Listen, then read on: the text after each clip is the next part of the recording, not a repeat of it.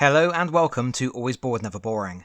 I have recently returned from the UK Games Expo 2024, where I had an amazing time. But it's back to work now, and what better way to ease back into content creation than to make a quick summary of the interesting things I saw at the expo. If you are looking for HeroQuest news, specifically Jungles of Delthrak, you're in the wrong video. I dedicated my previous video solely to HeroQuest because I had a lot to say. Here I'm going to be rounding up other choice bits of information I learned while talking to the reps at different booths. Let's dive in. Number 1. Mass Effect. This was one of the most frustrating parts of the weekend. Modiphius was showcasing their forthcoming game Mass Effect, due to hit retail later in the year, possibly around November. I had a long chat with the rep to get an idea of the gameplay, but unfortunately they weren't allowing any photographs, despite the fact that during the expo they shared some images on their own social media anyway. That being the case, I only have the 2 official photographs to share here, plus whatever I can remember from the conversation, which is annoying. Game looks sweet though.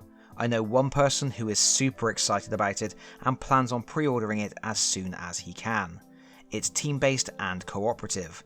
Regardless of the number of players, you will always have a squad of 4, comprising Shepard, either male or female, plus 3 other characters selected from Rex, Tali, Liara and Garrus. There are miniatures in the box representing these 5 characters. All enemies and objectives are cardboard tokens, but there will be upgrade packs to replace them with miniatures, which I believe will be resin. You are playing through an adventure which isn't part of any video game, something involving crashing a spaceship or some such, but you will be working through a branching campaign where winning or losing one quest will impact on your next adventure. Progress is going to be tracked with a wet erase campaign board, so you write on your progress and then clean it off.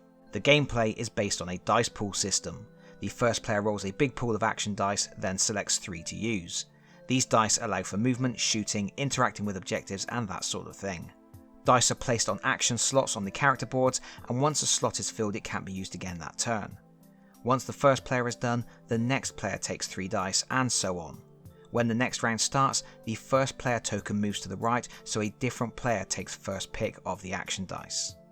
And the system itself is deterministic. If you use an action that inflicts 2 wounds on an enemy, that enemy will take 2 wounds. If you use an action that hacks a terminal, you hack the terminal. So the idea is not about balancing whether or not you can achieve actions you have selected, but how and when to employ the actions you have most effectively. There is also an interesting doom clock mechanism. There is a deck of hazard cards that dictate enemy actions and bothersome events. Each character draws 1 and they are resolved on the character's activation. Within the deck there are 3 trigger cards, and when one of those is drawn, the hazard deck is reshuffled. If all 3 trigger cards are pulled, time has run out and the mission is a failure. And yes, there is a Paragon and Renegade system. You can get a Paragon win or a Renegade win on each mission, and that will have a knock-on effect as the campaign progresses. I don't personally know much about Mass Effect, but it seemed to capture the feel of the games. Eric Lang is also on the design team. Overall, one to watch, I think. Number 2, Darktide the card game. Darktide, the miniatures game from Games Workshop, looked like a bit of a dud, and I didn't bother picking it up. But I had heard Cubicle 7, who make the Age of Sigmar role-playing game, among other things, were making a licensed Darktide card game. Naturally, I wandered over to their booth to see if they were showcasing it, and they weren't. According to the rep, the game is still very much in the playtesting stage, and they are unable at this time to give a release window. So yeah, not much else to say there. It looks like it could well be next year before we see it in print. Number 3, Talisman.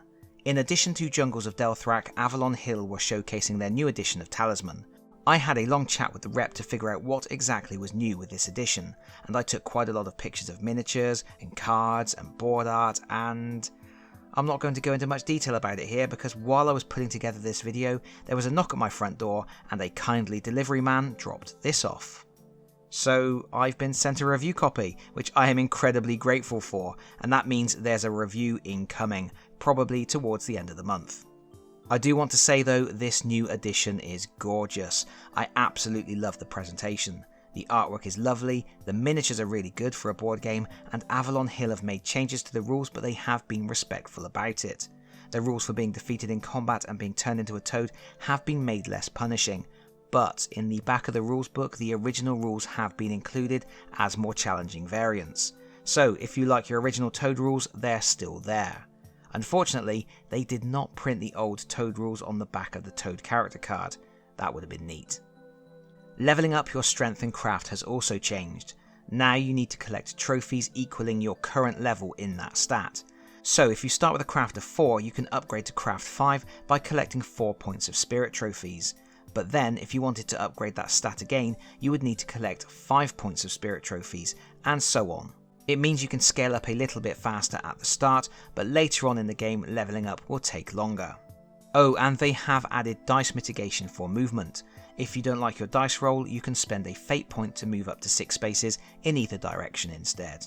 Overall, it looks like a lot of the rules changes have been done to smooth out the gameplay, speeding things up a little bit, reducing the grind, preventing being completely hosed by bad luck, and ensuring runaway leaders don't run too fast. But more about that in another video. I did just want to add that while I was at the expo, Avalon Hill did reveal the first expansion for Talisman, Talisman Alliance's Fate Beckons. This expansion is going to add cooperative play, but that is pretty much all we know right now. It is interesting to note the format of the name. It's not called Talisman Alliances, it's called Talisman Alliances Fate Beckons. This suggests there will be multiple box sets in the Talisman Alliances range. Perhaps each box will contain new heroes and a series of quests that link into some kind of campaign story.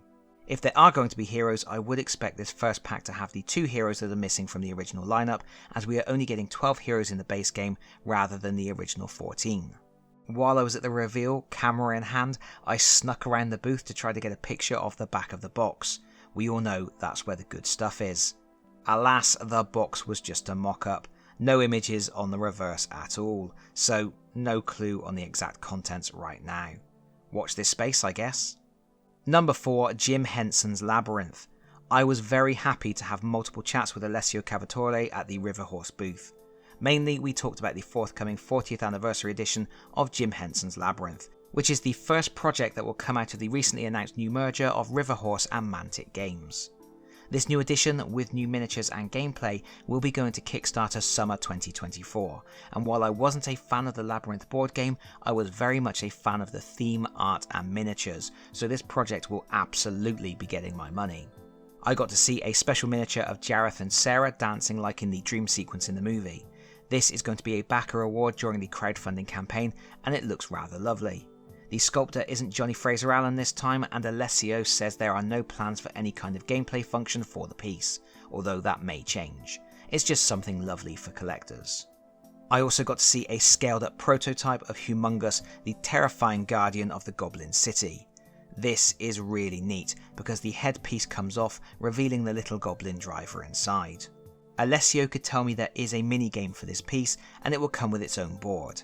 The idea is the heroes will need to position themselves behind Humongous and succeed in a wit test to remove the head, before repositioning themselves again to succeed in a strength test. And of course, this will replace the existing part of the game where the heroes face the cardboard standee of Humongous. Furthermore, Alessio hinted that if things go well, we will get other Labyrinth miniatures we have all been waiting to see, like the Junk Lady. Honestly, they could put out a whole army of goblins based on the puppets from the movie, and I would buy every single one. I did ask whether there would be an upgrade kit for those of us who already have the game, and yes, that will be part of the crowdfunding.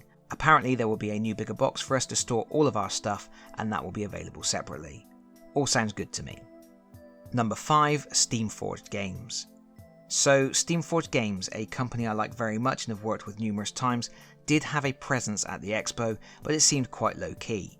They were mainly showing off demos of Sea of Thieves, RuneScape Kingdoms and the classic Medici. I think the most exciting news from them came after the expo, when they announced that they had acquired Privateer Press and all of their IPs, such as War Machine and Hordes and the P3 paint range.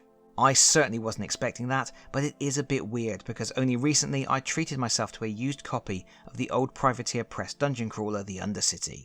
Haven't even had a chance to play it yet.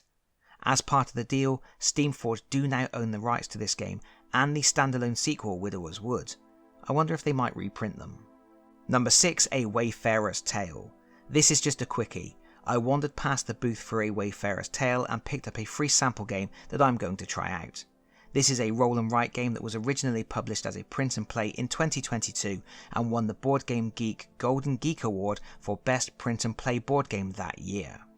Now it is getting a professional overhaul with a deluxe boxed version with double layered player boards, full colour maps, additional companions with their own unique ways of exploring the world, and more. It's coming to Kickstarter soon. No official date as of yet. Number 7. The Haul. I think that's most of the interesting things I have to report. Obviously, a lot more happened over the weekend. I got to meet up with the guys from Midland Miniatures and Goblin King Games, shook hands with Suri and Livingston, caught Eric Lang chatting to fans, and more. But I thought I would wrap up this video by talking briefly about the games I brought back. I was actually very reserved and added just 3 titles to my collection, all of which I will be reviewing in good time. First was Book of the Dead from Midland Miniatures. If you missed it, I recently reviewed Midland Miniatures Stalagbite and it is my favourite game of 2024 so far. I absolutely loved it, and if you haven't watched my review, you might want to check it out. Anyway, Midland Miniatures have published 2 other smaller card games, one of which is Book of the Dead. This game aroused my interest because it's a time-based co-op in which you have to organise a deck of cards. What I really liked is that the cards have different images on each side, and when you are putting the deck together, you can only stack cards so that matching symbols are facing each other. All of your actions throughout the game involve manipulating the deck in different ways. It looked like a lot of fun, something you could roll out at a party, so I had to get a copy. The second game was Grindhouse 2nd Edition. This is a game I have wanted for the longest time. It really plays into my love of horror and silly games where your character is subjected to all kinds of miserable mishaps. It feels a bit like Escape the Dark Castle and has a lot of dungeon quest about it. It involves flipping over a series of cards, facing challenges that will invariably inflict wounds. As your character picks up more wounds, their limbs are severed, and eventually their head pops off. It's from the indie company Everything Epic, and their games don't go to general retail and are so hard to get in the UK, so when I saw their booth, I had to put down my money. Unfortunately, it's just the base game with the introductory minigame and 8 characters for up to 8 player games. I wouldn't mind getting some of the expansions really. The final game was just something I've wanted to add to my collection for a very long time, so when I saw it at the Chaos Card stall, I put my money down immediately. The Battle of 5 Armies from Ares Games, makers of the War of the Ring. I'm sure some people will think it's weird that I have added this game to my collection even though I don't have a copy of War of the Ring yet, but I think this is a more manageable, compact gaming experience that I can play with my daughter or wife. And that's it for games. I feel I showed incredible restraint only picking up 3 in total. But I still have lots of games on my shelf I haven't managed to play yet, and many more I need to review, so I tried to be sensible. Plus, I had to pick up gifts for the family, so I wanted to give my wallet a break.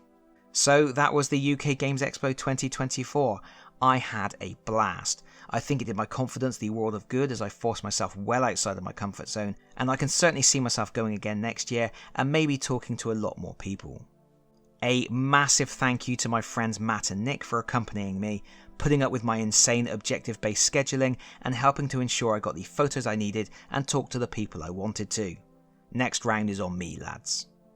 And that's that. I hope you have found something interesting here as I have sifted through my memories of the weekend.